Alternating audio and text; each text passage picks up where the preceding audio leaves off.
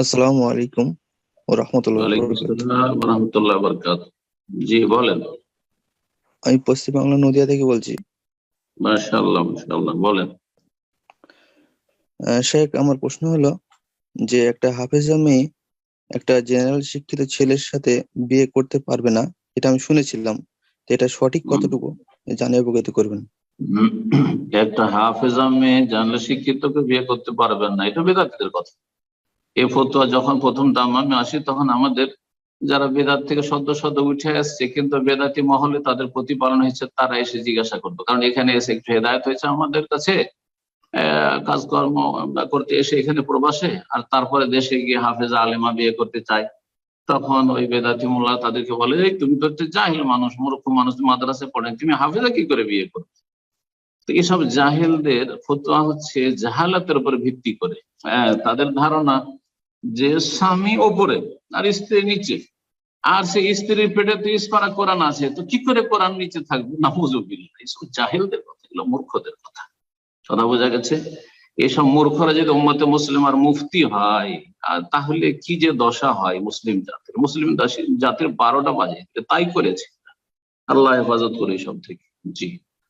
যদি মেয়ে রাজি থাকে আর মেয়ের ওলির যদি সম্মতি থাকে, তাহলে যে কোনো ভালো মানুষকে বিয়ে করতে পারে। হ্যাঁ, কাফেরকে বিয়ে করতে পারবে না। হ্যাঁ, মুশরিককে বিয়ে করতে পারবে না। খারাপ চরিত্রহীনকে বিয়ে করবে না। ইজা খাতাবা আলাইকুম মান তারদাউনা দীনাহু ওয়া খুলুকাহু, সুনান আবু দাউদ অন্যান্য হাদিসের কিতাবে এই হাদিস রয়েছে, হাদিস সহিহ। তোমাদের কাছে যদি পেগাম নিয়ে আসে, হে মেয়ে এবং মেয়ের বাবারা, তোমাদের কাছে যদি কেউ পেগাম প্রস্তাব নিয়ে আসে, এমন কেউ মান তারদাউনা দীনাহু ওয়া খুলুকাহু, যার দ্বীন এবং চরিত্র পছন্দনীয়। এই কথা বলেন যে তুমি যদি হাফেজা হও, আলেমা হও, তাহলে আলেম যেন আসে, হাফেজ যেন আসে, তার দিন ভালো, আখলাক ভালো। দিন ভালো মোটামুটি আল্লাহর ইবাদতবন্দি করার জন্য তার কাছে এলেম আছে, একেবারে জাহিল নয় যে কিছুই জানে না সে। আর সেই ব্যক্তি মাশাআল্লাহ সেই আকীদা এবার অনুসারী, মাশাআল্লাহ শিরক মুক্ত, বেদাত মুক্ত, সেই ব্যক্তি 5 ওয়াক্ত সালাত পড়ে, মানুষের ভক্তি থাকতে পারে। ফাজাওয়াজু, সে হচ্ছে ভালো মানুষ, তার দিন পছন্দ, আখলাক চরিত্র ভালো, সে মদখোর নয়, সে স্ত্রীর উপর জুলুম অত্যাচার করে না, তার কোনো বিগত ইতিহাস নেই যে একজনকে বিয়ে করেছিল তারপর খুব জুলুম অত্যাচার করতো, এমন কোন ইতিহাস নেই, বদ চরিত্র নয়, সে কোথাও ব্যভিচারে লিপ্ত হয়নি, তাহলে ফাজাওয়াজু, বিয়ে দিয়ে দাও, তোমরা বিয়ে দিয়ে দাও এই অভিভাবকরা। জি। তো আল্লাহ যেন বোঝার তৌফিক দান করেন, আর এইসব বিভ্রান্তিকর ফতোয়া থেকে আর মূর্খদের ফতোয়া থেকে আল্লাহ যেন বাঁচিয়ে রাখেন। জাজাকাল্লাহ খাইরান শেখ। শেখ, একটা বিষয় আমার সেখানে যে ভাই প্রশ্ন করলেন ওনার নামের বিষয়ে, আব্দুল নূর এসকে, যে আব্দুল নূর বিষয়টা এটা কি ঠিক আছে কিনা একটু আমার জানার ছিল শেখ। আল্লাহর নাম নূর কিনা, আর নূর কিনা।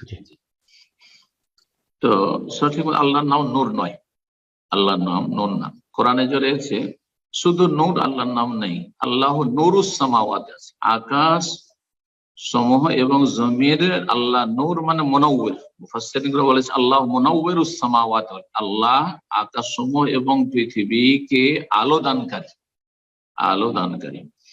তো কাউকে আব্দুল নূর মানে আলোর বান্দা বলা, এই নাম ঠিক নয়, বদলে দিতে পারলে ভালো, পরিবর্তন করে দিতে ভালো, বা যারা রাখেননি আর রাখবেন না। আব্দুল সুবহান ভুল নাম, আব্দুল হান্নান ভুল নাম, আব্দুল মান্নান ঠিক আছে, আব্দুল আল্লাহর কোন নাম হান্নান নেই।